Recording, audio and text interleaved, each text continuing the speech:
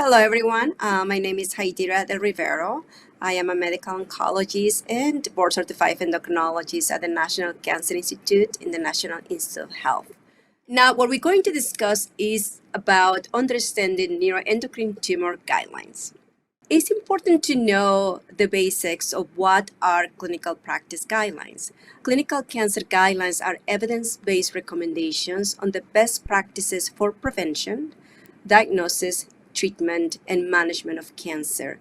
And when this said about evidence-based recommendations, that means there has been studies that showed that either a treatment or a diagnostic tool or a prevention statement work or doesn't work. And that's basically what evidence-based recommendations is. These guidelines are also developed by expert panels of medical oncologists, cancer researchers, as well as other healthcare professionals to provide healthcare providers and patients with the most up-to-date information and guidance on cancer care. And it's important also to acknowledge that whenever there is these guidelines, and by mean expert panels, especially for neuroendocrine tumors, it's not only the medical oncologists, but it's also the nuclear medicine physicians, the endocrinologists, the radiologists, the surgeons, intervention radiologists, and all the different specialists that are involved in the management of neuroendocrine tumors. These guidelines also covers aspects of cancer care, including screening guidelines. Even though we don't have screening guidelines for neuroendocrine tumors, that's also what's the importance of having clinical practice guidelines, because they can also establish guidelines for screening, early detection, diagnosis and stages, as well as treatment options, such as surgeries and chemotherapy, radiation therapy, and targeted therapy. It's important also to acknowledge that a lot of these clinical practice guidelines is to also understand what is a supportive care and symptom management, as well as follow-up care for different cancers. But as well, there has been some guidelines also that's trying to understand as well supportive care and symptom management, as well as the neuroendocrine tumors. What means for patients these guidelines? Patients can use these guidelines to understand the treatment options, make informed decisions about their cancer care, also advocate for the most appropriate and effective treatment plan for the individual situation. It is very important, and we always emphasize that to our patients, to work very closely with your healthcare provider and your team to discuss and also understand the recommendations, and at the same time to develop a personalized care plan that best fits the patient's needs as well as preference. Clinical guidelines for patients with neuroendocrine tumors also provide evidence-based recommendations on the diagnosis, as well as staging, treatment, and management of these tumors. There has been various guidelines for neuroendocrine tumors that we're going to discuss later on, but it's important to guide you more in how these clinical guidelines are developed, especially for neuroendocrine tumors. These clinical guidelines provide recommendations from the expert opinion. We also educate our patients that sometimes in neuroendocrine tumors consider a rare cancer. Sometimes we don't have the studies that help us compare, for example, one active treatments to another active treatments in order to make recommendations. But that said, a lot of recommendations is based on expert opinions of different neuroendocrine tumor experts. What the guidelines cover is that it also discusses the diagnosis, grading, and staging of neuroendocrine tumors. It also discusses what are the different recommended tests and procedures to diagnose neuroendocrine tumors, as well as different strategies to determine the extent of the tumor.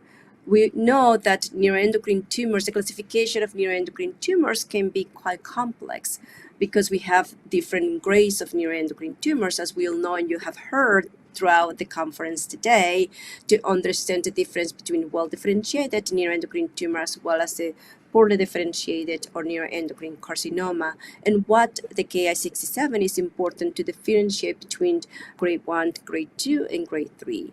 This neuroendocrine tumors guidelines also explains the difference between the grade as well what that means in terms of grade of progression.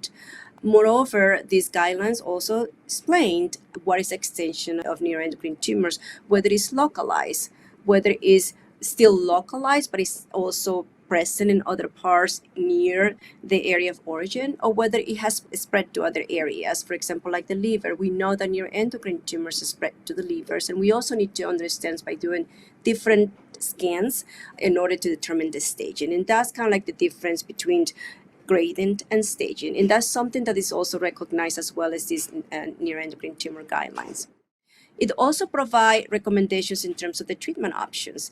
The guidelines cover a range of treatment options for neuroendocrine tumors that include surgery, chemotherapy, targeted therapies, radiation therapy, and peptide receptor radionuclide therapies. And throughout the day, you have heard also the different therapies. You have heard about the indications for surgeries, as well as some of the sequencing of how the experts sequence therapies for neuroendocrine tumors. But that's also something that has been also explained in some of the different guidelines available. As we can see here, there is different recommendations as well for small bowel neuroendocrine tumors, as well as for pancreas neuroendocrine tumors. We know that there is different options, different therapies. We still don't understand the sequencing, or that's something that even between the net experts trying to understand the sequencing of therapies for neuroendocrine tumors. But that's the reason why we have these guidelines, to provide some recommendations to our healthcare providers as well as patients to know how the neuroendocrine tumor experts think about the sequencing of therapy.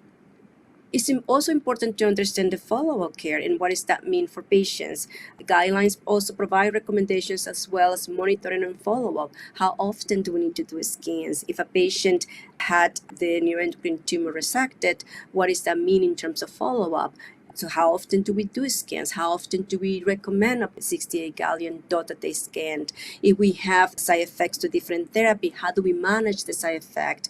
If there is any evidence of disease recurrence after the tumor is resected, how do we follow up? How do we treat that? And that's kind of how the guidelines are very useful, because as I said earlier, there are recommendations from neuroendocrine tumor expertise. It is also important to recognize and talk to primary care physician about supportive care. Some of the guidelines also mention about supportive care, and that supportive care can be a series of recommendations from managing the symptoms in terms of the different treatments, as well as how to address the emotional and psychosocial needs. And that's also what is available not only for neuroendocrine tumors, but is also available for other cancer types. And that's where the NCCN guidelines that we're going to discuss and what does that mean, or the ASCO guidelines, and also going to describe what does that mean, provide some recommendation in terms of generally how to address the emotional and psychosocial needs of a patient living with neuroendocrine tumors. How can a patient use the NET guidelines effectively? Patients with neuroendocrine tumors can use these guidelines to better understand their condition, to make informed decisions about the treatment options, to work with their healthcare team to develop a personalized care plan. It is important for patients to discuss the guidelines with their oncologist or healthcare provider to ensure that the recommendations are tailored to their individual situation and preference. I would like to mention that LACNETS has a very comprehensive information about the different guidelines, and if you have the time, I think it would be nice to go to that website as well as to download the guidelines available, so that way you can also provide that to your treating physician as well. So these are the different guidelines available for neuroendocrine tumors. We have what we call the NCCN guidelines, which stand for the National Comprehensive Cancer Network, where a series of experts meet in order to discuss about the different aspects of cancer care. We also have guidelines as part of the American Society of Clinical Oncology. We call that ASCO, and that's where a lot of medical oncologists also refer a lot of their treatment plans. Through NANETS, which is the North American Neuroendocrine Tumor Society, which is more specific for the care of neuroendocrine tumors, has also established a different series of guidelines for different types of neuroendocrine tumors, as well as the ENETS, the European Neuroendocrine Tumor Society. And there is also the European Society of Medical Oncology with ESMO, which is the ENETS, and ESMO is more European-based, but they also provide a lot of good information on the management of neuroendocrine tumors. And all of that is available if you go to their website, and there is patient-friendly information that provide information more in details about these different guidelines. on the NCCN guidelines. You can see on the bottom the website of the link to go to these guidelines. There is a patient-friendly guidelines that describe the different aspects of neuroendocrine tumors, from the basics of neuroendocrine tumors to the type of test needed to the treatment option. It also describes the different type of neuroendocrine tumors of the GI tract, the pulmonary neuroendocrine tumors, and pancreas. It also describes other neuroendocrine tumors as well as some familial syndromes related to neuroendocrine tumors. It also provides guidance to patients about how to make treatment decisions and certain aspects that needs to be known about neuroendocrine tumors. And again, if you see, this is the link that you can go, and there is a nice site for patients where all of this information is available. And this is more in detail that the NCCN guidelines has developed a guide for patients and how to explore as well, or the use of these different guidelines. And as we have here specifics for neuroendocrine tumors as well as adrenal tumors. Moreover, the North American Neuroendocrine Tumor Society, as I discussed earlier, also have neuroendocrine tumor guidelines. As I say and discussed earlier, the LACNETS develop consensus guidelines to support the medical management and treatment of neuroendocrine tumors. These guidelines are done by experts in the field, and they go to rigorous literature review and what is important about the management of neuroendocrine tumors. It's important to know NANES is focused on neuroendocrine tumors, and as we can see here, there are different type of guidelines that address different aspects of neuroendocrine tumors, as well as the more rare type of neuroendocrine tumors such as pheochromocytomas and paragangliomas, but also discuss different aspects about the patient selection of peptide receptor nuclear therapy or the management of pancreas, neuroendocrine tumors, and so forth. These guidelines are mainly done for professionals, for healthcare providers, but it will be important to know that these guidelines exist, and you can then take these guidelines to your treating physicians to make them aware of what the recommendations are and is guided by experts in the field. For more information, please refer to the LACNETS website, NET guidelines, and all of the guidelines will be available. You can download those guidelines and provide that information to your healthcare provider. Recently, we published a guidelines focusing on the systemic therapy for tumor control in metastatic, well-differentiated gastroenteropancreatic neuroendocrine tumors from grade 1 to grade 3. And that was through the American Society of Clinical Oncology.